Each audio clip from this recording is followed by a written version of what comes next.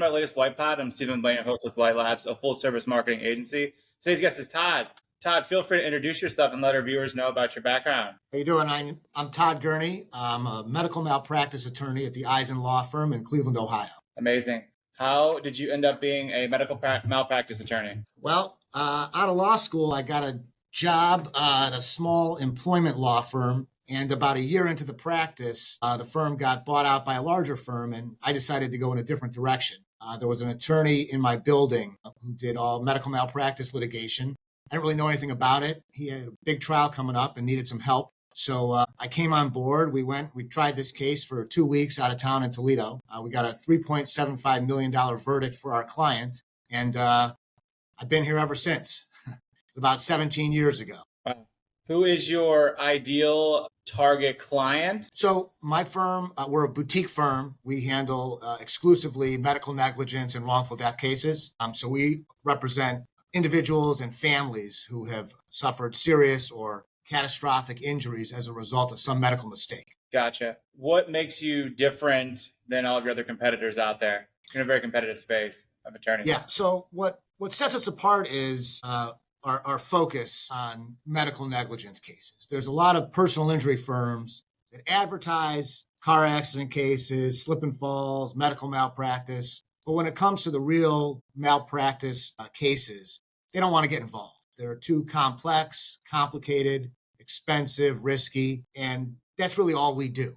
So our focus enables us to really stay in our lane and really have expertise in this narrow field of law that we practice. Gotcha. For our listeners, what are some of your case examples, or kind of what you do as practice areas? So, I'm sorry, I'm not sure I really understand your question. Like, what are the main cases that you handle as medical malpractice, just so our listeners can understand more about the practice areas? Yeah, so we do really all kinds of medical malpractice. So, in medicine, most of the doctors these days are specialized, right? You got your OB/GYN, you got your heart surgeons, you got your neurosurgeons, primary care docs, anesthesia, emergency medicine. We really handle, all kinds of medical cases, right? Whether it's someone that went into the emergency room with specific condition that wasn't diagnosed or treated right away, something bad happens, they suffer some permanent injury or even die. Other cases where someone goes in for surgery and the anesthesiologist, maybe doesn't pay close enough attention post-operatively, person's having breathing problems. Really, we run the gamut of the medical field. So anytime someone goes to a doctor or hospital and suffers some type of significant permanent injury, those are the people that we're really trying to help out. Understood. What is your future plan for yourself and the practice? So to continue doing what we're doing. We've been doing this for a long time. My firm's been around since 1976, and really has been since then focusing on representing victims of medical malpractice. Most of our cases come from referrals from other attorneys who know about us, who've seen us in action, and who trust us with their clients, their friends, and their family members to represent them when something really bad has happened. Gotcha. Where and you service the Cleveland area or the entire state of Ohio? The entire state of Ohio.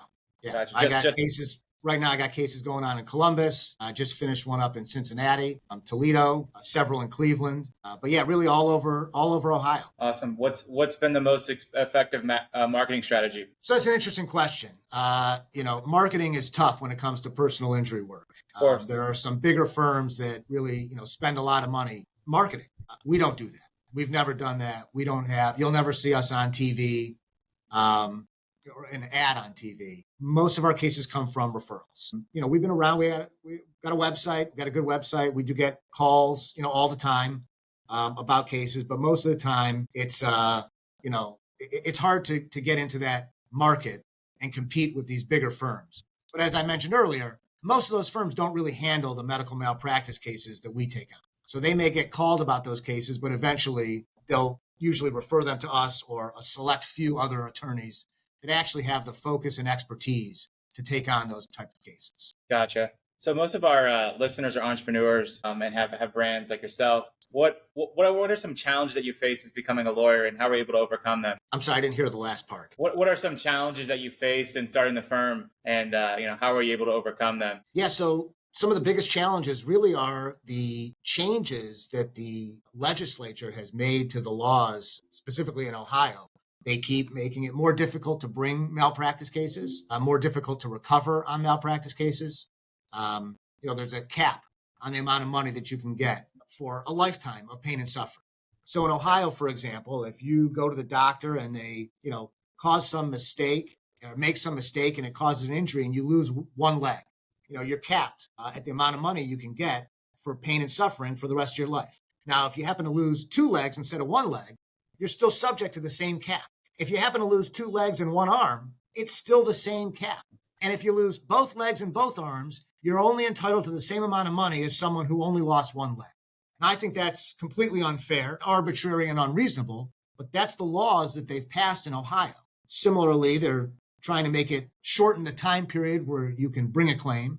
There's just all sorts of hurdles and really minefields to navigate in this field of law. And so staying on top of all of that and continuing to find ways to help clients, even despite all of these unfair laws, is really what is probably the biggest challenge that we have in this field. That's certainly a challenge. What advice can you give an entrepreneur that's looking to either be a lawyer or start a business here in 2024? I think you really got to focus on an area of law that you can excel in. The field of law is so broad. To be a jack of all trades and master of none, I think is really difficult in today's modern climate.